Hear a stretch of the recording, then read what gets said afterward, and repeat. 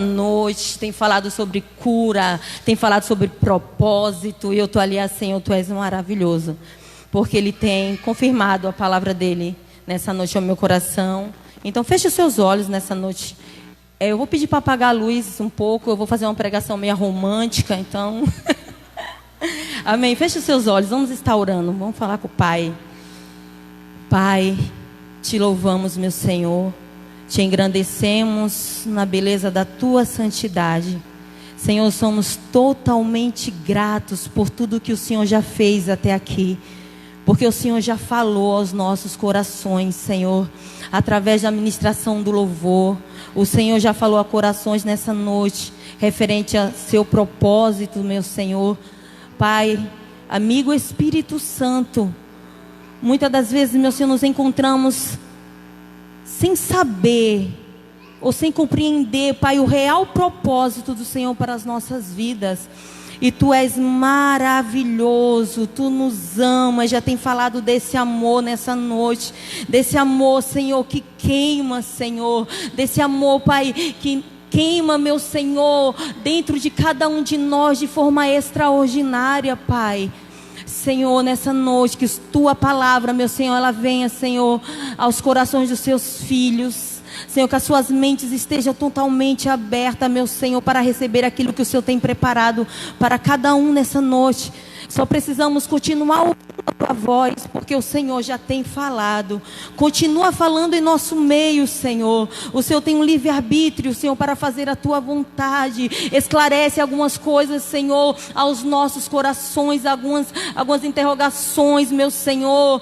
Pai, em nome de Jesus, esclarece, meu Senhor. Fala de forma clara, de forma, meu Senhor, que possamos compreender, Senhor, claramente, meu Senhor, Teu propósito para as nossas vidas, porque fazemos planos, meu Senhor, mas nós sabemos que a resposta, ela vem dos Seus lábios. Pai, em nome de Jesus, fica conosco. Te louvo e Te agradeço desde já, Senhor, por essa oportunidade que o Senhor já tem nos dado, meu Senhor, em nome de Jesus. Amém. Eu louvo ao Senhor nessa noite por essa oportunidade que Ele tem me dado. Essa semana foi uma semana muito corrida, uma semana muito cansativa. A igreja esteve trabalhando, esteve apoiando a nossa cidade com a tragédia que aconteceu. E não foi só a ajuda material, mas a oração, a intercessão. Nós estivemos orando, intercedendo por tudo que estava acontecendo na nossa cidade. E eu estive falando com Deus. O pastor brincou até comigo, falou bem, se Amanda já tem a palavra. Eu falei, pastor, tive uma semana tão cansada, foi tão corrido, que eu só consegui meditar na segunda-feira, que eu fui falar com o Pai, pedi para Deus uma palavra, e estive meditando segunda, terça, sobre o que Deus tinha preparado para nós essa noite. E Deus me deu um tema para essa palavra nessa noite, e o tema é os planos do homem e o propósito de Deus. E Deus já tem falado sobre propósito nessa noite. Deus já tem falado ao nosso coração sobre isso. Deus tem falado sobre cura. Deus tem falado sobre o Seu amor. E essa questão de propósito de Deus é tão séria, que quando nós não temos total conhecimento do propósito de Deus para a nossa vida, para aquilo que Ele tem para nós, para aquilo que Ele planejou, porque Deus, irmão, Ele não improvisa. Nem comigo, nem com você. O propósito dele para a sua vida, Ele já decretou, já está feito. Ele não improvisa na caminhada. Eu vou fazer isso agora. Não, Ele não improvisa. O propósito dele já está pronto para mim e para você. Mas quando nós não entendemos, não temos conhecimento desse propósito, do que Deus tem para nós aqui, Senhor, o que o Senhor quer que eu faça, o que o Senhor quer que eu realize, o que o Senhor quer que eu execute. Quando nós não temos esse conhecimento desse propósito, o que nós fazemos? Qual é a nossa atitude? Fazemos planos, sonhamos, planejamos. É errado planejar? É errado sonhar? Claro que não, irmãos. Não é errado sonhar, não é errado planejar. A diferença é Como que eu vou reagir quando Deus resolver mostrar esse propósito para mim, e quando esse propósito não tem nada a ver com o que eu sonhei? Quando não tem nada a ver com as coisas que eu planejei, que eu arquitetei. Porque quando eu sonho, eu começo a visualizar o amanhã. Com o meu hoje, com o sonho que eu estou tendo hoje, eu começo a pensar no meu amanhã como será. Aí Deus, no meio da caminhada, Ele começa a revelar os seus propósitos para mim. E às vezes, irmão, na nossa vida, o propósito de Deus não vai ser igual aos nossos sonhos. Vai ter momento que vai ser, glória a Deus. Mas vai ter momento que não vai ser. Vai ter momentos que o propósito dele não tem nada a ver com aquilo que eu fiquei lutando, planejando, sonhando, arquitetando. E como é que eu vou reagir agora, nessa situação? Quando ele começar a revelar esse propósito, e eu ver que não tem nada a ver com meus sonhos, com os meus projetos, com as coisas que eu planejei para mim. Como é que eu vou reagir? Qual vai ser a minha reação? Porque a maioria das vezes, o que acontece? Nós nos frustramos, ficamos decepcionados, nos cansamos, porque lutamos tanto por algo que nós pensávamos ser a vontade dele, e de repente não era. E aí nós se frustramos e nos cansamos. E eu quero estar lendo um texto com os irmãos, que se encontra em Lucas. E eu quero estar falando sobre essa equipe que Jesus separou. Eu quero estar falando sobre os planos dos homens e o propósito de Deus. Porque quando não entendemos o propósito, nós planejamos. Amém? É um texto conhecido da igreja, Lucas 22, 7. Eu vou estar lendo. E diz assim, Lucas capítulo 22, versículo 7. Chegou, porém, o dia da festa dos pães asmos, em que importava sacrificar a Páscoa. E mandou a Pedro e a João, dizendo: Ide, preparai-nos a Páscoa, para que comamos. E eles lhe perguntaram: Onde queres que preparemos? E ele lhe disse: Eis que quando entrardes na cidade, encontrarei um homem levando um cântaro de água. Segui-o até em casa e entre. E direi ao pai da família da casa: O mestre te diz onde está o aposento em que hei de comer a Páscoa com os meus discípulos. Então ele vos mostrará um grande cenáculo mobiliado, aí fazei e preparai-vos. E indo eles, acharam como lhes havia sido dito. Prepararam a Páscoa. E chegando a hora, pôs-se à mesa com eles e os 12 apóstolos. E disse-lhes: Desejei muito comer convosco esta Páscoa, antes que padeça. Amém?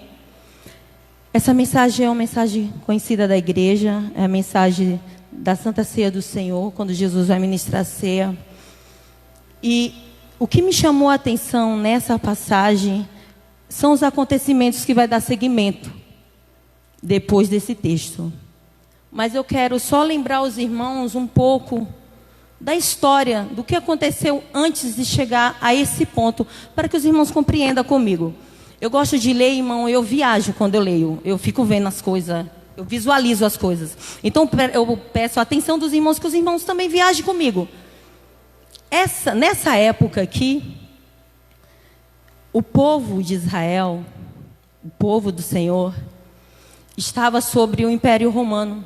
Roma governava e haviam impostos caríssimos que eram cobrados do povo. O povo estava sendo oprimido pelo Império Romano, sem falar na religião da época que os irmãos conhecem, a situação que se encontravam os religiosos daquela época. E Jesus o confrontou muitas das vezes. Nessa época, irmãos, aparece Jesus, pregando a palavra de Deus, anunciando o evangelho, falando do amor de Deus, curando pessoas, fazendo milagres. E aí agora se junta com ele o povo começa a se juntar e Jesus começa a chamar discípulos para seguir Jesus. E as pessoas começam a olhar para Jesus e começam a dizer: nossa, deve ser ele o Messias.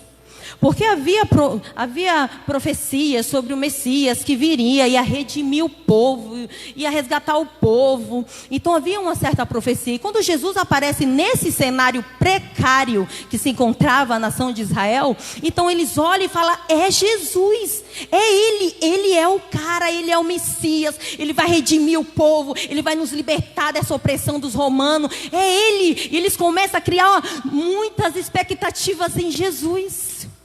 E Jesus continua operando os seus milagres por onde ele passa. E as pessoas se juntando ao redor de Jesus, se ajuntando. E quanto mais Jesus operava, mais a fama de Jesus corria pelas cidades, pelas províncias.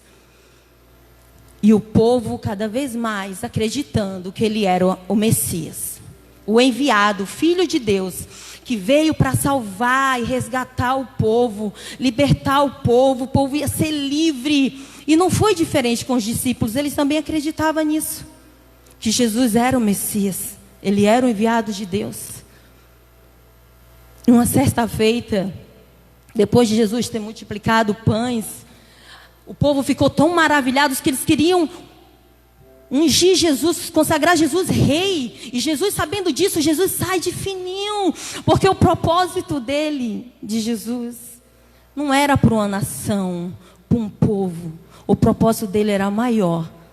Só que até ali os discípulos não entendiam, o povo não entendia o propósito de Deus. O porquê que Jesus estava ali, o real propósito na mente deles, no coração deles, era que Jesus tinha vindo para redimir a nação, o povo.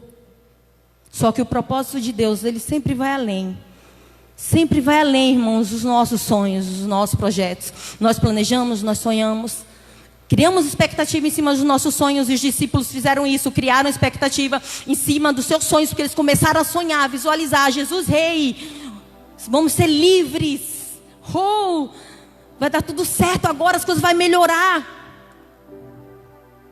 Só que chegou esse dia, essa cena, os discípulos, eles estão vindo de coisas, irmãos, extraordinárias. Eles viram Jesus fazer coisas incríveis, coisas sobrenaturais. Jesus curava, Jesus ressuscitava morto, que já cheirava mal. Eles estão vindo, sabe, irmãos, de cenas sobrenaturais. Eles viram coisas grandes, irmãos, Jesus realizando, é Ele. Então eles estão eufóricos, eles estão sentados na mesa, prontos para ceiar, mas seus corações estão ardendo, pensando: qual será o próximo ato de Jesus? O que Jesus vai fazer agora? O que será que ele vai fazer? O que será que ele vai falar? O que ele vai... Havia uma expectativa naquela mesa muito grande. Qual seria agora o próximo passo de Jesus? Só que no decorrer do texto, os irmãos conhecem a história. Não é tão legal assim. Jesus começa a revelar algumas coisas. Ele começa dizendo que ali entre eles tinha um traidor. Ixi. E eles começam a murmurar entre si, perguntando: quem será? Como assim? Como assim? Um traidor entre nós? Como assim? E Jesus continua falando. Agora ele se dirige a Pedro e fala: Pedro, Satanás me pediu para te peneirar como um trigo, mas eu roguei por ti. E tu, quando se converteres, anuncia aos teus irmãos. Como assim? Pedro não era convertido, como assim? E Jesus começa a falar umas coisas loucas ali na mesa, e eles estão, sabe? E Pedro continua: não, Senhor, imagina, eu vou até a morte com o Senhor. Não vai não, Pedro, não vai. Não, você não vai, Pedro, tu vai me negar, Pedro, antes que o galo cante 3 vezes, tu vai me negar. Gente, o decorrer dessa reunião aqui, esse acontecimento, toda vez que nós ceamos, né? É muito engraçado, porque ceia para nós é festa. É festa aqui. Pelo menos aqui na nossa igreja é festa. Na nossa igreja é festa, ceia, sabe? O pastor celebra, nós celebrando, glória! Só que nesse dia não foi, não. a nossa pastora ministrou a ceia passada. E eu falei para ela: ai, amiga, tu ministrando ali, eu estava visualizando a ceia. Eu estava naquele lugar, eu estava naquele ambiente. Aí eu falei: Senhor, não foi festa naquele dia. Não para os discípulos. Eles saíram dali arrasados.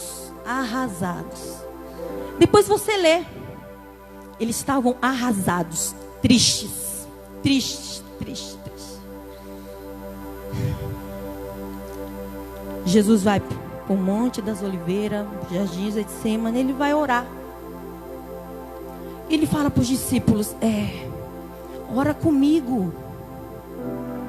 Jesus vai para o cantinho, eles ficam lá e Jesus começa a orar. Aí Jesus volta da oração e quando chega lá eles estão dormindo. Mas por que eles estavam dormindo? Quando eu li o texto eu falei: Jesus, eles estavam dormindo porque eles estavam tristes. O texto diz isso. Eles estavam tão tristes, tão decepcionados, arrasados, que eles não tinham força nem para orar. O texto diz isso. Eu já tinha lido outras vezes, eu só tinha lido sobre que os seus olhos estavam pesados, eles estavam com sono e dormiu. Mas antes os olhos estavam pesados, antes disso, eles estavam tristes. Eles dormiram porque eles estavam tristes, angustiados, por tudo que Jesus falou na ceia, por tudo que o Senhor declarou, porque Jesus começou a revelar o propósito dele, o que ele tinha para fazer. Mas como assim? Vai morrer? Como assim? E muitas das vezes na nossa vida, a gente nos encontramos assim, igual os discípulos. Nós sonhamos, planejamos, sabe, depositamos todas as nossas forças nos nossos sonhos, nos nossos projetos, sabe? Por não ter conhecimento, muitas das vezes, do que Deus tem para mim e para você. Aí nós depositamos todas as nossas forças naquilo. Aí Jesus começa a revelar o propósito dele. Aí nós olhamos e fala e percebe que não tem nada a ver. Mas para onde eu vou? Para onde eu corro quando eu descubro que os meus sonhos e os meus projetos, as coisas que eu sonhei, que eu pensava que era mesmo e agora não é mais, porque foram destruídos? Porque foi isso que aconteceu com os sonhos e os projetos dos discípulos. Quando Jesus começa a revelar o seu real propósito, eles se encontram nessa situação. Eles estavam tão mal, irmãos, que dá seguimento. Jesus é preso, é condenado, Jesus é morto. E onde estão os discípulos? Aonde eles estão agora? Vamos encontrar dois no caminho de Emaús. Não sei o que eles iam fazer lá, né? Mas eles estavam indo. Eles estão indo para Emaús, conversando sobre as coisas que tinham acontecido. E Jesus se apresenta a eles naquela cena. Só que eles estavam tão tristes, tão decepcionados, tão frustrados, que nem Jesus eles reconheceram. E não foi só a pessoa de Jesus, nem a voz de Jesus eles reconheceram. E muitas das vezes nos encontramos assim, tão tristes e decepcionados, com planos que nós pensávamos que era plano de Deus e não era de Deus. Aí nos frustramos, ficamos tristes, abre feridas em nós, construímos barreiras. E aí quando Jesus se apresenta, nós nem percebemos que é Ele que está falando. Falando assim, que tem o melhor. Que Ele tem o melhor para nós. Que os planos, o projeto dEle, o propósito dEle são maior. Só que nós estamos tão tristes, que nem percebemos a pessoa de Jesus. Nem ouvimos a sua voz, nem percebemos que é Ele falando. E Jesus se apresenta a eles e Jesus fala, qual é o assunto? O que vocês estão conversando aí? Oxe, você é um peregrino, menino, em Jerusalém, não sabe não o que está acontecendo? As coisas que aconteceram nos últimos dias de Jesus, Nazareno, poderoso em obras. E ele ficou assim olhando. E eles começam a falar, não, tu não sabe, não. E começa a conversar, e começa a dialogar. E eles nem percebem que é Jesus. E aí eles falam uma palavra assim que eu falei. É por isso que eles estão cegos. Eles estão surdos. espiritualmente. Eles falam bem assim: acreditávamos que ele fosse o Messias. Eles disseram: acreditávamos que ele fosse o Messias. Eles estão frustrados com Jesus, porque Jesus morreu. Eles estão frustrados porque Jesus morreu. E agora eles falam: acreditávamos que ele era o Messias, e hoje já é o 3º dia. E para eles nada tinha acontecido. E Jesus está indo ali conversando com eles. A tristeza e a decepção deles eram tantas, tantas, tantas, que a palavra vai dizer que eles foram impedidos de ver Jesus. Mas por que Jesus impediu? Jesus não impediu. Sabe o que aconteceu? A frustração, a decepção nos cega. Nós não conseguimos ver nada quando estamos frustrados, decepcionados, angustiados. Quando pensamos que é isso que Deus quer, e daqui a pouco não é isso, não era o que Deus queria. E aí você se frustra, se decepciona, ficamos tristes e somos impedidos de ver o que Deus está fazendo, porque Ele está fazendo. Sabe como? Ele se apresentou a ele, gente. Ele estava fazendo, ele estava dando, continuando o que ele já tinha começado. Só que eles estavam cegos, eles não conseguiam ver o mestre.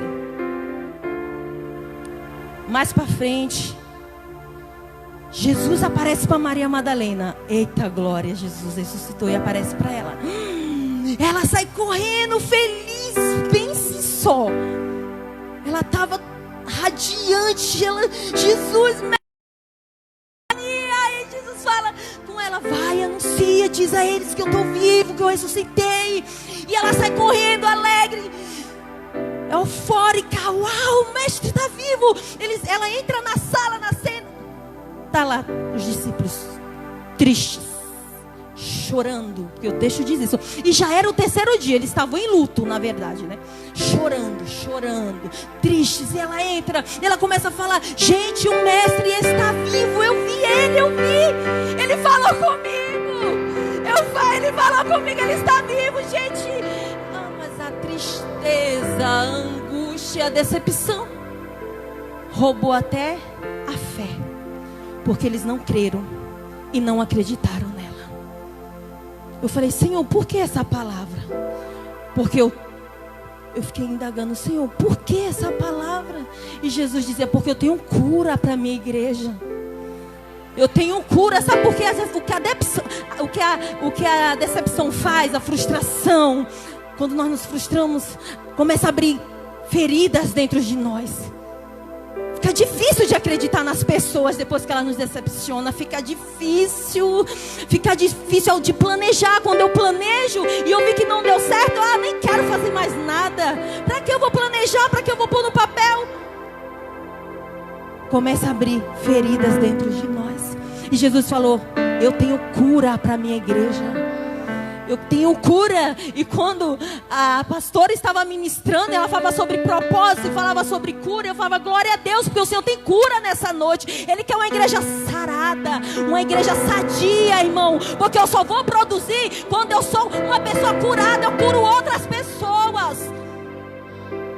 Você entende isso? E sabe o que Jesus foi fazer no caminho de Emaús? Você sabe o que ele foi fazer ali? Ele foi curar as feridas daqueles 2 discípulos. Porque eles estavam totalmente feridos com Jesus, tristes com Jesus, decepcionados porque ele tinha morrido, porque eles não entenderam o real propósito de Deus. O que Deus tinha para fazer não era para uma nação, não era para um povo, era para toda a humanidade. Era para que eu e você hoje estivéssemos aqui, aleluia, para que nós possamos celebrar esse Deus que é vivo e verdadeiro, irmãos. O propósito dele foi para mim e para a tua vida. E por que vamos ficar nos lamentando se não deu certo? O que você planejou não deu certo, não fluiu. Vamos para cima.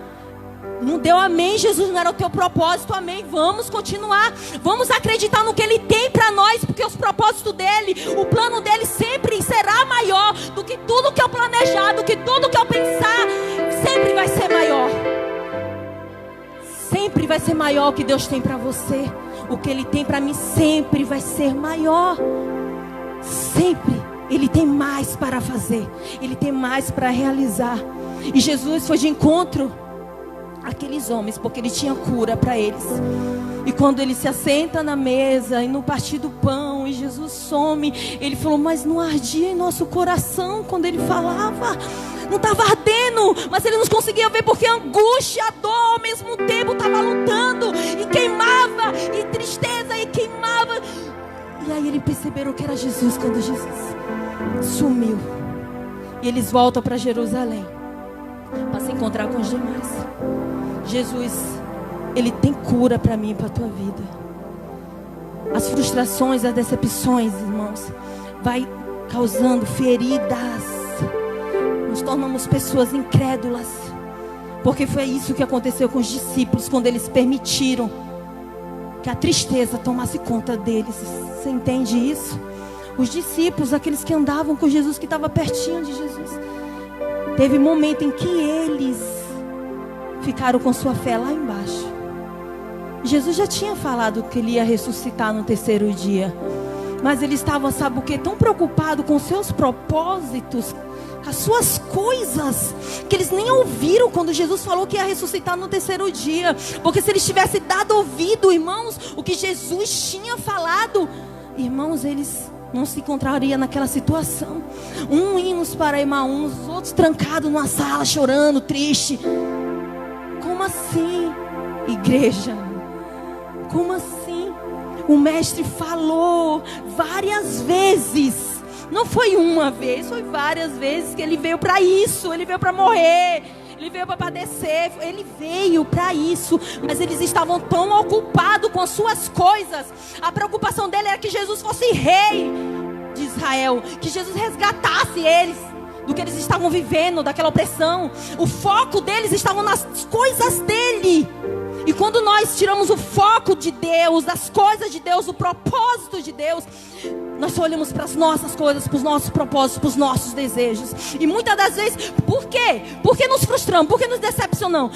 Porque parece que Deus não ouve a oração de uns e não ouve a oração de outros, né? Aí fica: nossa, Deus respondeu tão rápido a tal pessoa e não responde. Qual será o motivo da minha e da sua oração? Será que a minha oração é tão egoísta, que só tem eu, que fica difícil de Deus responder? Porque Deus é um Deus coletivo, Deus de unidade, né? Deus trabalha na unidade. E quando o meu propósito inclui outras pessoas, Deus tem pressa em responder. Claro que Ele tem pressa em responder. Eu lendo um livro esses dias, e eu falava: nossa, Deus, o Senhor respondia tão rápido esse povo, né? Rapidinho chegava, e Deus falava isso comigo. Qual o propósito da oração deles? Qual era o seu propósito? Qual era o propósito? Não era uma coisa era uma coisa coletiva, sabe? Igreja, povo, reino de Deus. Quando nós entendemos o real propósito de Deus, Deus trabalha, Deus age. Nós não nos frustramos fácil. Porque as coisas, quando não dá certo para nós, amém, Jesus, o Senhor tem algo novo para mim, o Senhor tem algo novo para fazer, o Senhor tem algo novo para realizar. Não deu certo? Não era plano de Deus, amém. Eu não vou me trancar no quarto, porque não era plano de Deus. Eu não vou me sentar e vou ficar me lamentando, chorando, sofrendo, angustiada, sem saber se eu vou para a direita nem para a esquerda, porque eu estou frustrada. Eu não vou tomar essa atitude, porque eu sei que o meu Deus, Ele está cuidando de mim mesmo quando os meus sonhos não dão certo. Ele continua no controle, Ele continua trabalhando, porque o plano dele é maior. Eu quero falar um pouco sobre o que Deus fez comigo referente à minha vinda para esse ministério.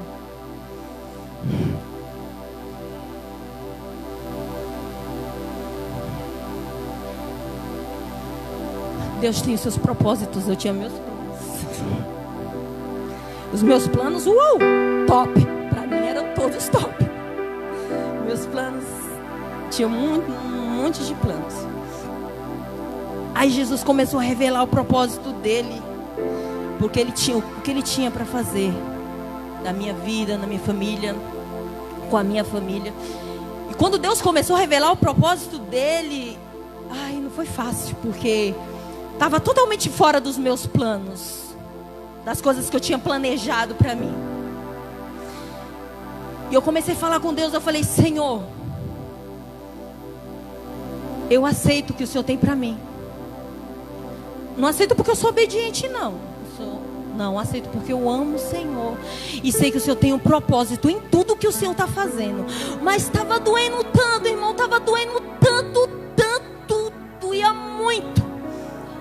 E eu estava na minha casa de manhã falando com Deus sobre esse assunto. Que eu estava expressando para Ele como eu estava me sentindo. Porque Ele precisava saber como eu estava. Pai, eu preciso te dizer uma coisa. Eu fui para o meu quarto. Eu falei: Pai, eu aceito ir para onde o Senhor quiser. Eu faço o que o Senhor quiser. Porque eu te amo. Mas tá doendo muito. Porque não tem nada a ver com o que eu queria. Não eram meus planos, não era meu projeto. Eu tinha planos, eu tinha feito planos lindos, maravilhosos. E Deus, não é nada disso. Apaga tudo. Eu estou fazendo algo novo. Eu, ai Deus, coisa nova. É estranho coisa nova. Porque nós não sabe coisa nova quando vem novidade. Nós fica, quando nós é mãe a primeira vez, primeira viagem, ai meu Deus, nós sabe, fica desesperada, né? Todo mundo palpita, todo mundo diz: faz isso, faz aquilo. Eu falei: ai Deus, coisa nova, tem novo para você. Eu falei: novo. Amém, Jesus. Eu aceito o novo. Porque eu amo o Senhor. Mas está doendo muito. E eu falei para Ele assim: está doendo muito, tá, Deus? Para o Senhor saber que está doendo. Eu vou obedecer, mas está doendo. E eu chorei. Aí Deus me deu uma visão. E Ele pegava uma árvore com a mão assim, arrancava do chão. E eu via aquelas raízes. E eu falava: meu Deus. Ele falava assim: eu sei que está doendo, filha, porque é eu que estou fazendo. Eu falei: ai Deus. Ele: eu sei que está doendo porque sou eu que estou fazendo. Eu falei: amém. Bom saber que o Senhor sabe que está doendo. E eu aceitei o propósito de Deus. Não é fácil, irmãos. É fácil? Não é fácil. Porque eu tive que abrir mão dos meus planos. Porque eu tive que aceitar o propósito dele para a minha vida, o que ele tinha para fazer. E muitas das vezes você vai ter que largar os seus planos. Aquilo que você colocou no papel, aquilo que você sabe, suou, que você lutou ali, aqui. Você vai ter que largar essas coisas simplesmente para aceitar o propósito de Deus na sua vida. Simplesmente para desfrutar daquilo que Ele tem para você. No começo não é fácil, mas Ele vai trabalhando, Ele vai te aperfeiçoando, Ele vai te ensinando, Ele vai te instruindo, Ele vai te guiando, te orientando. Porque com Deus nós somos orientados, somos guiados, somos instruídos, somos ensinados. Mas sem Deus nós nos frustramos, se decepcionamos, choramos, nos prostramos, somos feridos. Sem Deus, sem estar no propósito de Deus. Mas quando eu estou no propósito dele, dói, mas Ele está cuidando. Entendeu? Está doendo, mas Ele está ali: filho, eu estou com você. Eu sei que está doendo, mas eu estou com você. Continua. Vai, tu consegue. E eu: amém, Jesus, amém. Eu sei que o Senhor está comigo. E o Senhor chegou para os discípulos como cura. E curou, tirando deles aquela ferida que foi aberta. Quando eles permitiram que isso acontecesse. E quando permitimos que essas coisas acontecem, irmãos, é muito triste.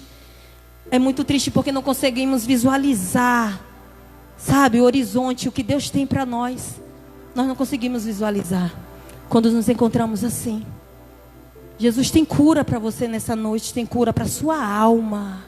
Não é só a cura física, é a cura da alma. Sabe, as feridas que foram abertas, esse lugar secreto que você não quer que ninguém entre, porque você já se decepcionou muito, e você não abre para ninguém, e está ali guardadinho. Jesus tem cura para esse lugar. Jesus tem cura. Ele quer entrar neste lugar. Ele quer pôr bálsamo sobre a sua ferida. Ele quer sarar, Ele quer mexer nela. Mas não é para você ficar gemendo de dor, não, é para te curar, é para te sarar. É isso que Ele faz conosco, irmãos. Ele nos cura das frustrações, das decepções. Ele nos levanta, nos ergue, nos levanta e fala: fica de pé. Continua sonhando, continua planejando, sonhando. Se não for, amém, mas se for, glória a Deus. Mas se não for, glória a Deus também, porque aí eu e você vamos viver o que Deus tem para nós. eu sonhei, eu planejei, eu arquitetei, eu falei assim, Deus, eu vou me casar, depois de 5 anos eu vou ser mãe, e vai ser lindo, vai ser muito legal. Eu planejei, eram meus planos, meus propósitos, mas Deus não era o de Deus, não era o que Deus tinha para mim agora, para aquele momento. E eu orei, sem saber nem que tinha alguma coisa fora do lugar, para mim estava tudo normal. E eu orando, porque eu tinha planos, tinha projetos, eu tinha sonhado com muitas coisas. E eu sonhava ser mãe, era o meu sonho. Eu queria casar e ser mãe, oh glória! Só que não era o plano de Deus para minha vida. Não durante 11 anos. E durante 11 anos eu orei ao Senhor. O médico disse que eu não poderia. O médico falou que eu não poderia. Ele falou, vamos tentar fazer inseminação. Eu cheguei em casa no dia que ele me propôs. Eu só cheguei em casa e falei, Deus, o Senhor não dá sua glória para ninguém. Se o Senhor quiser me dar, o Senhor vai me dar. Se o Senhor não quiser me dar, amém também. Mas no dia que o Senhor me deu, eu vou falar, o Senhor me deu. Ele abriu a madre, porque Ele é Deus. Ele é Senhor. E se Ele tinha propósito para a minha vida, Ele ia me dar. Não sei como, mas eu criei, eu acreditei. Tinha dias difíceis? Tinha dias difíceis. Tinha dia que eu me trancava no quarto, ia pro secreto. Ficava eu e o pai lá, e eu chorava. Dizia, pai, se o Senhor tiver, amém. Mas se não tiver também, amém. Mas se o Senhor tiver, amém, amém. Ficava. E o pai trabalhando, e o pai trabalhando. Se passaram 11 anos, irmãos, da minha vida, orando ao Senhor. Eu sempre acreditei que Ele tinha algo para mim. Eu acreditei, porque Ele tinha me prometido. Eu creio nas suas promessas. Foi difícil, foi, mas chegou o dia que eu descobri que eu estava grávida e foi algo extraordinário. Foi como Ele disse que seria.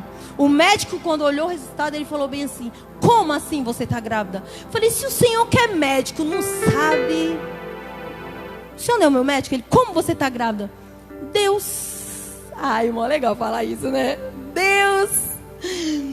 Aí o médico olhou para mim. Né? Você está grávida mesmo. Durante 11 anos, irmãos, eu acreditei no que Deus tinha para mim. Eu acreditei, eu fiz meus planos, eu fiz. Não estava. Para aquele momento, não estava ligado. Não era para aquele momento, Deus não tinha para agora. Não quer dizer que você não vai viver.